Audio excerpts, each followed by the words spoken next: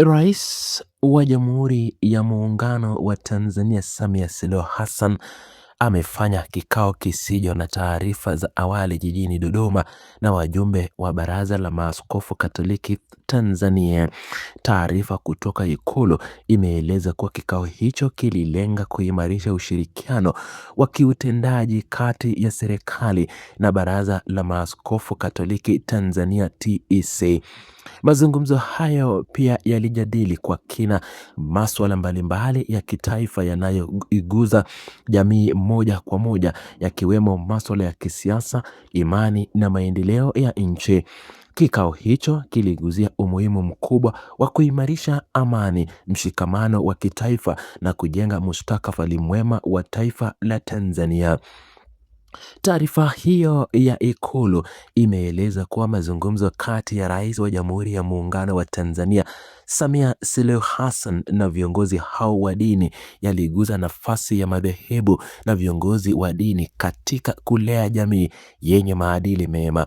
Mazungumzo hayo pia yaliguzia masuala ya uwajibikaji na mshikamano, ikiwa ni sehemu ya mchango mkubwa wa taasisi za dini katika ustawi wa taifa.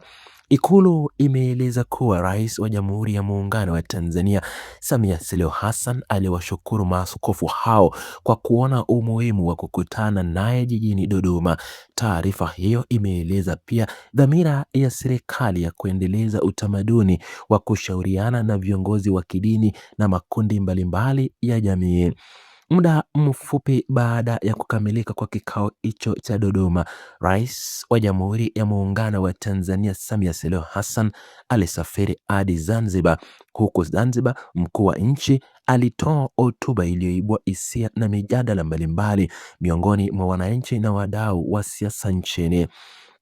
Katika hotuba hiyo, Rais wa Jamhuri ya Muungano wa Tanzania Samia Suluhu Hassan aliwapongeza Wazanzibari kwa kufanya uchaguzi wa amani bila matukio ya ghasia.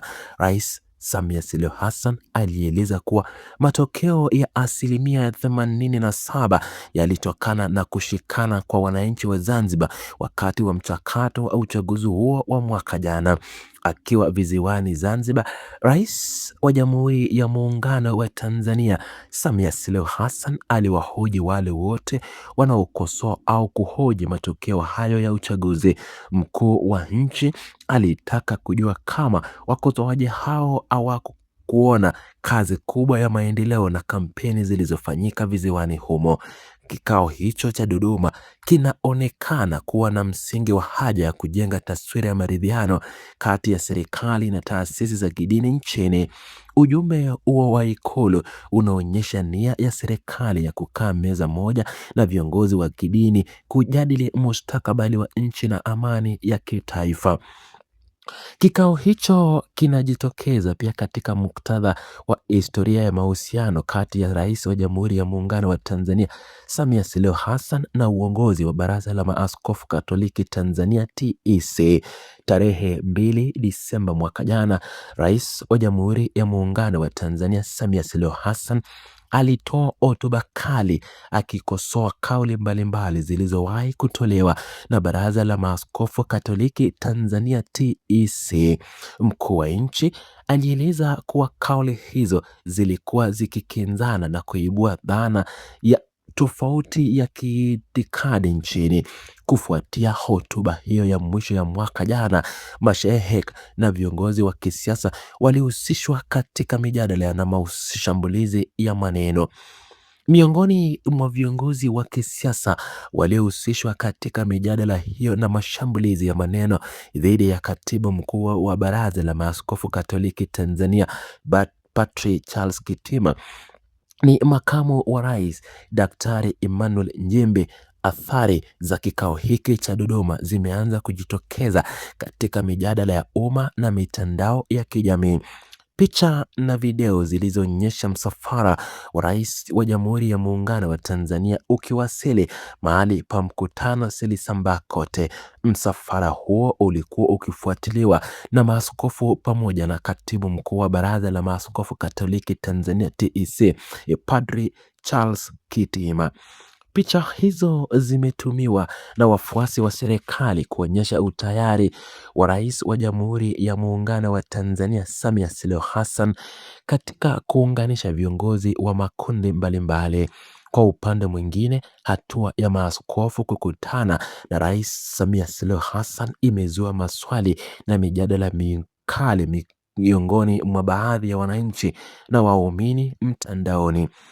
Baadhi ya wananchi wamelinganisha kukutana huko na misimamo ya awali ya Kanisa Katoliki kuhusu masuala ya kisheria na kisiasa nchini. Umuhimu wa mazungumzo haya ya Dodoma unadhihirika pia kupitia matukio mengine yanayoendelea nchini. Miongoni mwa matukio haya ni mashambulizi ya zamani dhidi ya katibu mkuu wa Baraza la Maaskofu Katoliki Tanzania, Padri Charles Kitima. Matukio mengine yanayotajwa ni pamoja na kukamatwa au kutoweka kwa baadhi ya watumishi wa dini nchini. Pia ipo kesi inayomkabili mwenyekiti wa Chama cha Demokrasia na Maendeleo Chadema Taifa, Tundu Lissu. Matukio haya yote yameendelea kuwa sehemu ya mijadala inayoguza mustakabali wa utawala wa sheria na haki nchini Tanzania. Serikali ya Jamhuri ya Muungano wa Tanzania chini ya uongozi wa Rais Samia Suluhu Hassan inachukua nafasi ya msimamizi wa amani na mtunga sera za taifa. Kwa upande mwingine, Baraza la Maaskofu Katoliki Tanzania linamiliki miundombinu mbalimbali ya kijamii ikiwemo hospitali zaidi ya 400 nchini. Baraza la Maaskofu Katoliki Tanzania inasalia kuwa taasisi yenye ushawishi mkubwa katika kutoa miongozo ya kimaadili, kisiasa na kisheria kwa waumini na jamii.